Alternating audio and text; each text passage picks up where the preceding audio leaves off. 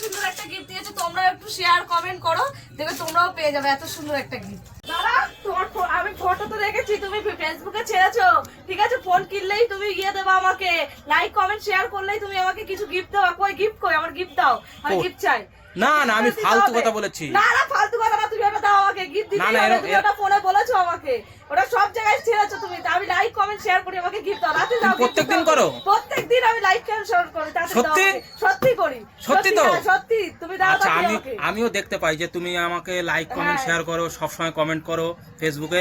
তার জন্য তোমার জন্য একটা ছোট্ট উপহার রয়েছে। হ্যাঁ দাও আমাকে গিফটটা। তো ফেসবুক অল ফ্রেন্ড, তো আমার এই বোনটির জন্য, ছোট্ট বোনটির জন্য একটা সুন্দর গিফট দিচ্ছি। ফেসবুকে লাইক কমেন্ট শেয়ার করে সব সময়ের জন্য আমাদের পাশে থাকে, সেই কারণের জন্য একটা সুন্দর একটা গিফট। তোমরাও লাইক কমেন্ট শেয়ার করো, দেখবে এরকম ভালো ভালো গিফট তোমরাও পেয়ে যাবে। সুন্দর সুন্দর গিফট গুলো তোমরাও পেয়ে যাবে। এরকম লাইক কমেন্ট শেয়ার করতে হবে, শুধু ফলো করতে হবে, দেখবে দাদার কাছে সুন্দর সুন্দর গিফট তোমরা পেয়ে যাবে।